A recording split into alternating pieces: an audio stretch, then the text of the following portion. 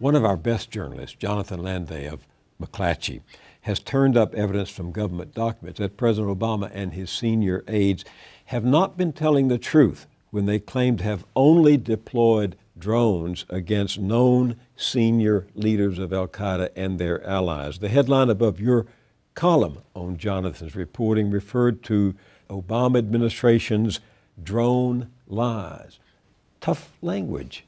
The McClatchy article included language that the Obama administration at senior levels had misled the country and was deceitful, because what these documents showed was that oftentimes they were targeting very low-level people whose role in these militias were unknown. They had targeted, as a favor to the Pakistani government, various individuals who posed no threat to the United States, but who Pakistan thought had become extremists. And worst of all, the United States government has adopted what are called signature strikes, which is where, even by their own admission, they don't even know the identity of the people they're targeting, and they simply extinguish their lives without knowing who they are, but then justify it to the public by saying we're only targeting senior al-Qaeda leaders. And these leaked documents revealed how false those claims were. And again, it underscores how only leaks and whistleblowing, which the Obama administration is trying to criminalize harshly, is the way that we learn about what the government does. You are a lawyer as well as a journalist and an essayist.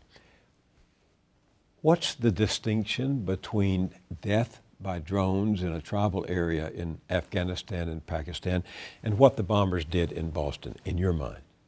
I don't think there is much difference. You could certainly say that one difference, and this is what people would typically say to defend what the United States does and to distinguish it, is that we are not deliberately killing civilians while the people in Boston did.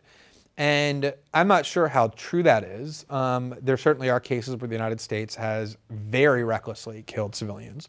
But even the drone program itself, in its normal operating state, consists of a very high level of possibility that innocent people will be killed in places where there hasn't been a declared war, that aren't on a battlefield, in people's homes, in their workplaces, where they congregate in their villages. And so at some point, when a government engages in behavior year after year after year after year that continues to kill innocent people in a very foreseeable way, and continues to do that, in my mind, that reaches a level of recklessness that is very similar to intentional killing. You are contrarian on this because there's a reputable poll which shows that 65% of the American people support drones.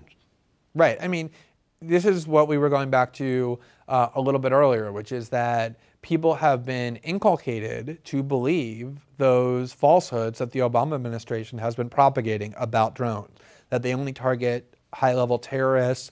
And when you combine that assumption, that false assumption, with the invisibility of the victims, so that Americans never have to think about the human costs, both to the people we're killing and ultimately to themselves from the security threat that it produces, it's very easy to have a warped understanding of the cost and benefits. It's deliberately inducing people to view these drone attacks in a much more favorable way than reality would suggest. So what's playing out here? Is it human nature, media, politics, propaganda, as you say, fear, all of the above?